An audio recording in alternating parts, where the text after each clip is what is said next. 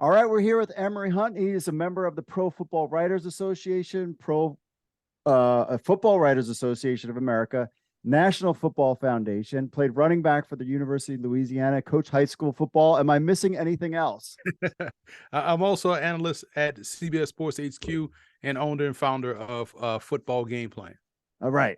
And that's where I found you. Now, so give us I always ask my guests this, give us your superhero origin story.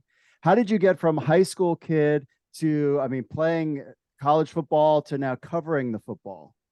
Yeah, it's kind of linear like that way for a good bit of it. Just after finishing high school, went on to University of Louisiana, was a running back there. College ended, and it was like, okay, well, what I'm gonna do? I went back and coached high school at my old coached football at my old high school, McMahon High School in New Orleans, for a year, and then jumped into corporate America. Was a recruiter.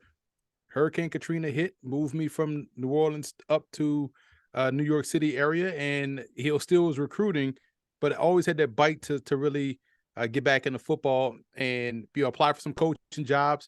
Decided to step away from coaching and just kind of focus my energy somewhere else, and started footballgameplan.com in 07.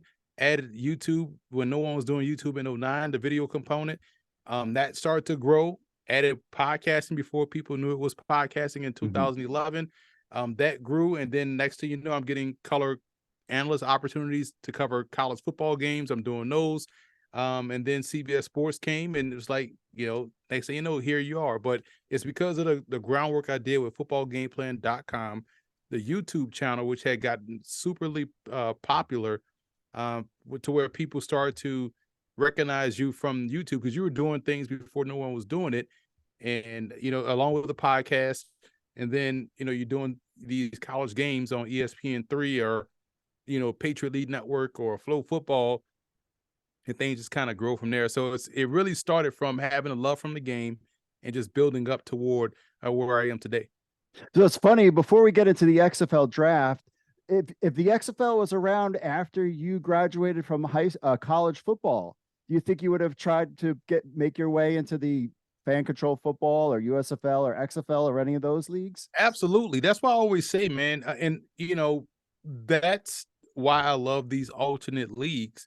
I even throw the European League of Football, the ELF, in there as well, because when I was coming out, you had NFL Europe, but as this is 03, it was on getting ready to be on its last leg. It ended in 07, right when we started Football Game Plan. But I tell these college guys that I talk to all the time, it's a great time to be a college football player because you guys have options. You got Canadian options. You got two legit options here in the States in the USFL and XFL, and you have now a more secure option overseas, albeit a small one because of the roster limitations in the ELF. So you got legitimate options to continue to play football. It's a shame that they don't have the Arena Football League anymore, but they still have a strong indoor football league in IFL. So you have ways to continue to play football that you can get paid, some more than others, but still get paid while getting fresh tape out there in hopes to get to a bigger league or, just to play football consistently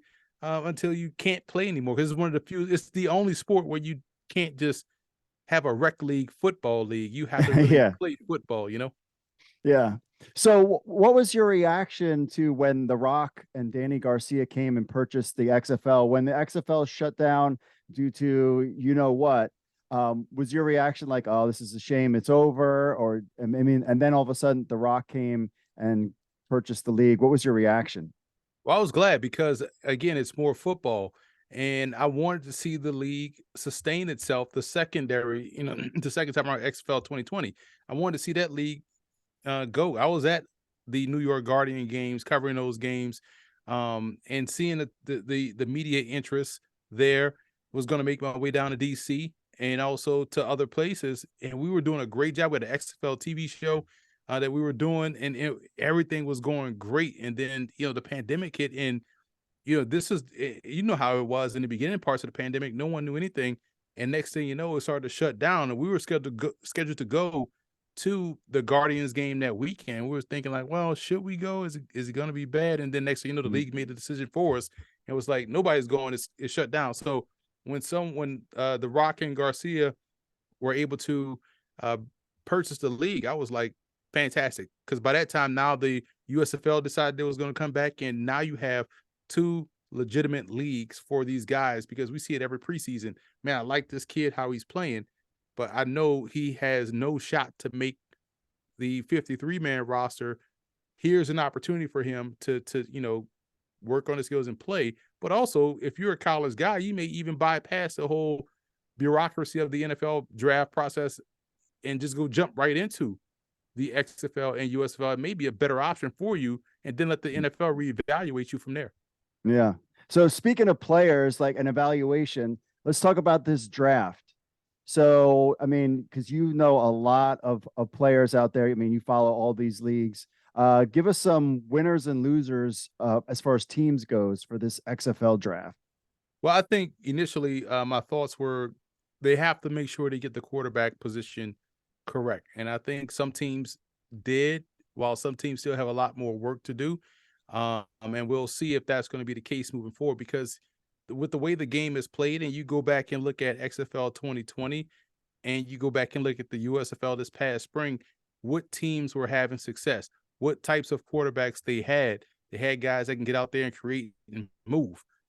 Even someone like a Case Cookers can get out there and make things happen with his legs. So you have to have guys that have mobility. And there's an abundance of those guys coming out of college football right now. So I still think teams have work to do with the quarterback position. But I think one of the initial winners to me were the DC Defenders and how they constructed their roster. I thought they did a fantastic job. Big fan of Puka Williams and what he does as a runner. I've known of Puka since he was in high school. And I'm glad to see him have the career he had at Kansas, being that 5-star prospect to go to Kansas, which was, in and of itself, something remarkable. And then to see him get the opportunity to now play professionally, as a running back with no questions asked. And so you look at how they constructed their draft on both sides of the ball. I thought they did a fantastic job. Von Hutchins is one of the brightest young minds in the game in terms of talent evaluation. And you saw that manifest itself out there on the field. Everyone else, I thought Houston did a really good job as well. But I just want to see how these rosters are now going to be added, or was going to be added to these rosters come January with the supplemental draft, because, while, there were some good initial waves, there's still more work to be done there. Yeah, one of the teams that jumped out to me was the Renegades, getting a lot more of the veteran XFL guys from the 2.0 era. I mean, they were just picking up left and right more than anybody else. Like, what was your reaction to their draft? It's kind of going veteran as far as a lot of the other teams that we covered the draft, all whatever 8 hours of it was like, 25-year-old, 26-year-old was constant. But then the Renegades were kind of going with those guys even in their 30s. Well, it's two different approaches, and I get it from a league perspective. You literally have to draft the whole league. So, and you have to play your first year with a whole new roster. Everyone has a new roster. So for Dallas, I get why they did what they did. They want to hit the ground running. You get guys with experience that have played before, that may have played, with Stoops. And so, hey, okay, let's keep this thing rolling. Let's continue to build on what we had now 3 years ago. It feels like it was just last year, but it's really going to be 3 years ago. And hey, let's try to move this forward so we can hit the ground running with veteran players, and we'll add youth in there all throughout the season or in the supplemental draft. But their approach is different than some other teams' approaches. Are going to go heavy youth and try to build that way, and youth will get better as the season goes on. So it's fascinating to see Dallas's approach, but you also understand why they did it from a league perspective. So it wouldn't surprise me if they looked a little bit more cohesive on, right out of the gate. And that doesn't mean they're the best team or will be the best team, but they will look more professional than others because of the veterans that they've added on that roster. Yeah, that was one, that team really jumped out to me. So what, as far as the quarterbacks groups, because I mean, but when the XFL 2.0 era, it was like, here's our quarterback, it's Cardell Jones, it's Landry Jones. Now it's like, here's 2 guys, here's 3 guys. I mean, we've already seen some teams have 4 guys with the, that post the second day of draft. What are a couple of quarterback rooms are you excited about? I'm excited to see what DC does with their quarterback room. We all know they have the one guy, Eric Dungy, but you just assume we know they're going to add others. We knew they had De'Aaron King was supposed to be uh, given to them, and now that he's released, he may just revert back to being a DC defender, and that instantly upgrades their quarterback room. But you also want to see where else they go because you have Dungy and you have King. King to me and Dungy have the same question marks. It's about health. You know, both guys were banged up a lot in college. For Dungy, it was more about concussions. King was 1 year it's a knee, 1 year it's a shoulder. You know, so it's like, can you depend on two guys that have had significant injuries over the course of the career? So that's the biggest question. I also love Caleb Ellaby going to Houston. That's the home run right there, in my opinion. I thought he was fantastic in college. He outplayed Kenny Pickett when they played Pitt. Western Michigan did. I thought he was the third best quarterback in this draft class behind a Malik Willis, behind a Desmond Ritter, those guys. I had him in that mix with Skylar Thompson as well. And I thought he'd be an NFL player. So, and he's young enough to where he can play himself back into the NFL. And I feel like they got themselves a gem in that one. I'm excited to see him play because I think he was criminally underrated throughout the entire draft process. So you get a young guy that has talent that's going to be able to play and play really well. And I just wonder, you know, when you look at why you have your AJ McCarrons or those guys, there's no slight to AJ McCarron as a player, but he's 32 years old that has game experience in the NFL. We've seen him before. Like we've seen a lot of him already. Like there's no need for him. Why is he even here in the league? Oh, gotcha. Like this, you know what I'm saying? This league shouldn't be about an AJ McCarron type. You know, it should be about these young guns that should get some developmental time to play. We've seen McCarron start games in the NFL. Like he's gotten his time to play. So I worry more about that aspect. I want to see teams go more the Caleb Ellaby route or even the De'Aaron King route or, you know, the young guys that have playing experience, that the young guys that need live game reps. Because if we remember back to 2020, the initial crop of quarterbacks, what happened? About half of those guys got replaced by the backups that was better initially. Mhm. You know, it should have been, you know, you probably could have used that draft pick somewhere else because that's how you get your PJ Walkers. That's how you get your Josh Johnson. That's how you get, you know, those guys like Tiamu and those other guys that kind of ended up being the guy, right? So I feel like getting those older veterans like that have played, that's not good for the league, in my opinion, because now you're going to have the people that are always looking to knock the league for whatever reason because it's not NFL. Just like the same people that used to knock the USFL because it wasn't NFL. Oh, this league has AJ McCarron in it. Like this is Bush League or this is minor league or whatever. Like, nah, give them people what they want to see. They want to see these talented quarterbacks they've seen in college, see how well they do as pros.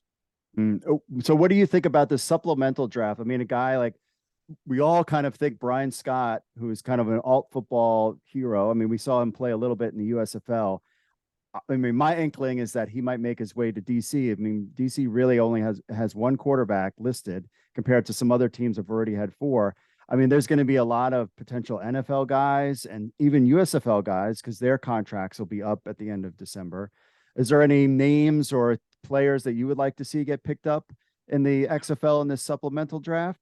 That's a great question. I've tossed this idea out there in the, you know, during the summer, because now we have two leagues in the states that play American football. You have legitimate options, and we know how the NFL process tends to work. So, and I said this in the summer, I'll say the same thing. If I'm Stetson Bennett, as soon as my bowl game is done, I am signing with a USFL team or XFL team saying, hey, I am going to this league, because you know what's going to happen if he goes through the whole NFL process. He's going to go to the combine. He's going to measure in at 5'9". They're going to say, oh, he's too short. He's not going to run 4.3. So they're going to question his athleticism. They're going to question his arm strength. They're going to talk about his hand size, or all the things that they do. He's not going to get drafted in the NFL.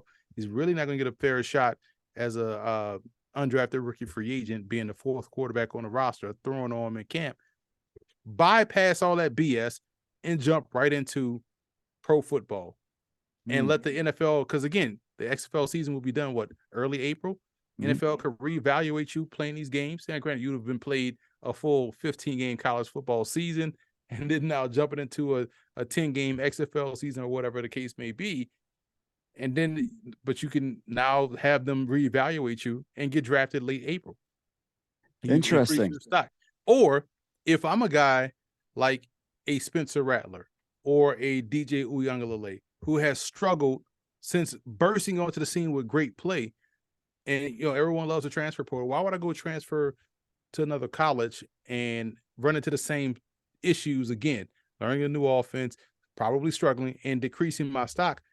Leave early as a junior, jump into the XFL or USFL, play ball, and play against pros, and then let the NFL reevaluate you from there. Because otherwise, you're just going to run into the same. I mean, Caleb Ellaby just went through this. Had a really good career at Western Michigan, went to the combine, did well, threw the ball really well. I was at the throwing session. He threw the ball rather well there, doesn't get drafted, and ends up, not even getting a real sniff out there in Seattle, whatnot. And next thing you know, doesn't have a home. Boom. Now he's drafted by the XFL.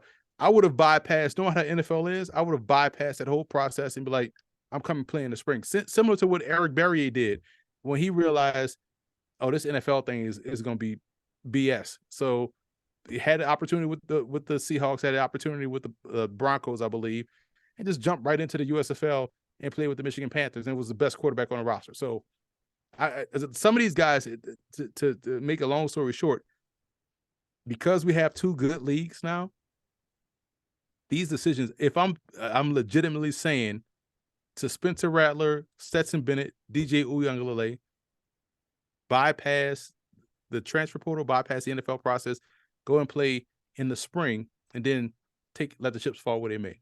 Interesting. Very interesting. I mean, agents will be out there, and I mean, you could that would definitely bring lots of attention to the league. That's for sure. So what do you think about, speaking of the USFL, what were your thoughts on year one of the USFL's return?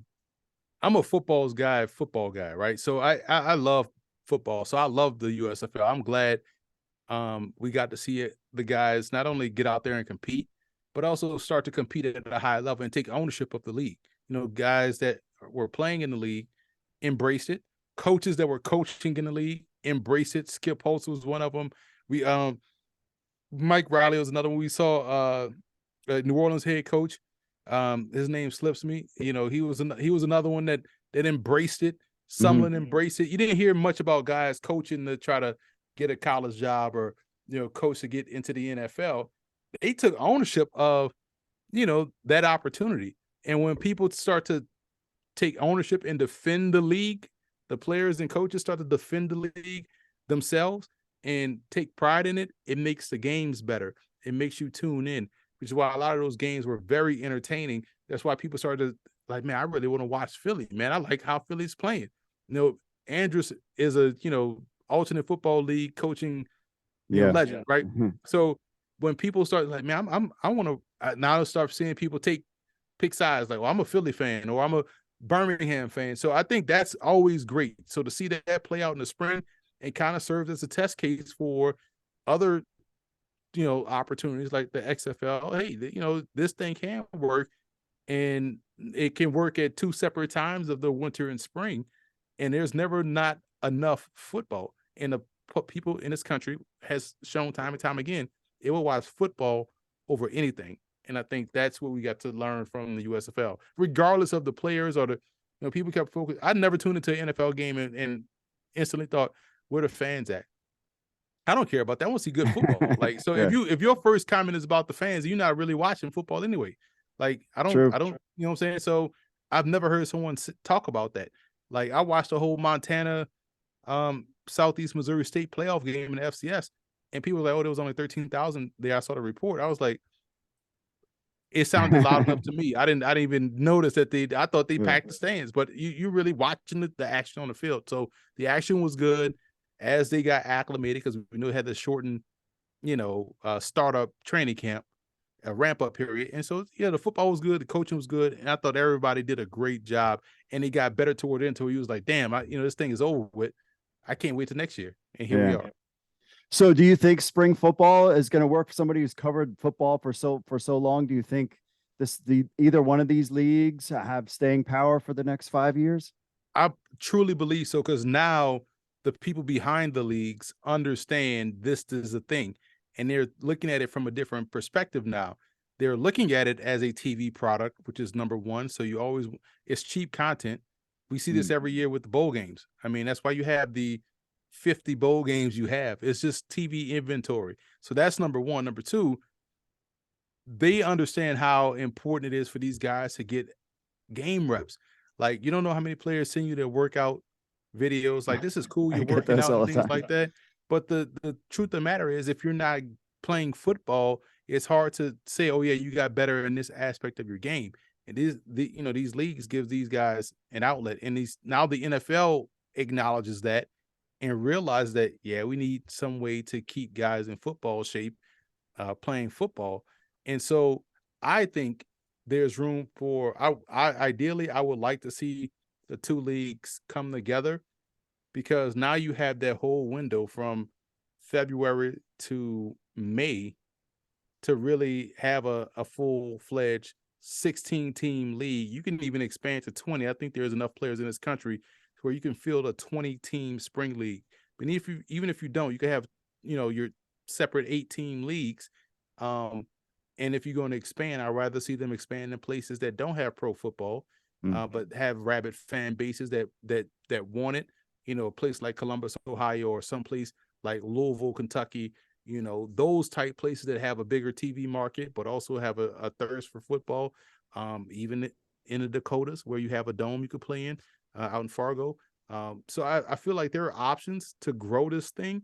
And I'm glad that both leagues are now going to be out there showing that it's competitive football, is great football, and those that trickle up to the NFL tend to make a splash, and it's going to be fun to watch those guys compete. So yes, I do think both can survive separately, but man, it would be awesome to see eventually both come together and form one major spring football league. Yeah, I can't see them, for 5, 10 years not merging at some point. But speaking of these leagues, I mean, how do you think the players? How do you think these two leagues are going to impact something like the CFL and their recruitment of American players? There's more than enough talent, and the CFL is unique enough to where they don't have to. It's funny, all three leagues can go after three separate types of guys. The CFL has always been able to recruit a unique talent, the smaller, faster players that are maybe too small for the NFL game, but big enough and fast enough and quick enough for the CFL game. That's separate from what you would need from X, Y, and Z for the XFL or the USFL. You have your own developmental situation up north. You have your own Canadian college football, where you're going to get the majority of your players from, because of the ratio that you have to maintain. And you're always going to be able to think about it. We have over 800 football playing colleges in the United States. You're Huh. going to always be able to find players, skill players, let's say for the Canadian game. That's different. So for the XFL, and I've said this before, I would go after more along the lines of the younger player, because now they can come into your league right out of college, play, and then jump back in the NFL draft pool, right? The USFL will go after the mid-tier, the middle. I don't want to say middle. I don't say older, but I don't say mid-tier. Just like the players that are within that 25 to 28 range, 24 to 28, that middle age young player that has been on the practice squad like 6 or 7 times, that this is what my fate is in the NFL. I'm gonna be on the practice squad, but that guy should be playing in the USFL. So you can get the young, older Mm-hmm. prospect to play in your league, because those are the guys that's going to end up bouncing up to rosters middle of the season on the practice squad. But at least they're getting game action here. the younger players to be more along the lines on the XFL, like I mentioned with Spencer Rattler and DJ Uyangalele. I would go after those guys, and these guys like your PJ Walkers would be better on a USFL team because they are young. They've been in the NFL on the practice squad like 3 or 4 years, and now here's your opportunity to really play football, but still be young enough to where you could probably get a call up. So I think all three leagues can survive because they're all going after different type of players. Interesting. Interesting. Final question for you. So you already named some players to look out for. Are there any other players that were selected in the XFL draft that fans should definitely keep an eye on as we get cranking here in February when the league starts back up?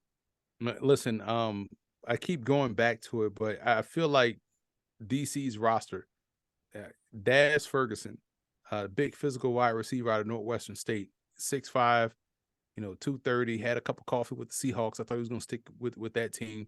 He's somebody that is going to be fun to watch. I think they are built well out there in DC. I keep bringing up DC because that's the one that roster that kind of, just jogging is in my mind right now.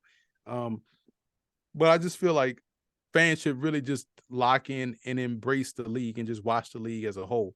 Don't watch to critique, but even if you're watching to critique, you're watching it anyway. Yeah. I'd rather people watch and enjoy it because, again, while people love to throw pot shots on Twitter and social media, these dudes out there playing for their football lives, they love the game. They want to play professional. They want to be treated as professional athletes, which they are because they're getting paid to play this game. I feel like it doesn't matter what team, what player out there, just root those guys on, watch the games, and give them that respect. Don't try to. NFL started in 1920. These leagues ain't been around 19 minutes and 20 seconds, and people want to, slaughter the league and True. players that's in it, man. Like, give these dudes, give it time, and embrace it and enjoy it because it's football. We know you like it. We know you guys fake like soccer and fake like all these other sports. The TV numbers show it. You know what I'm saying? In this country, I'm speaking of. Now, worldwide, that's a different story. Yeah. But in this country, we know what you guys like because we see the numbers. Just watch football in the spring and enjoy it. All right. Emery Hunt, appreciate your time so much. Where can people find all of your social media stuff and subscribe to your YouTube channel? Follow me on Twitter at Football Gameplan.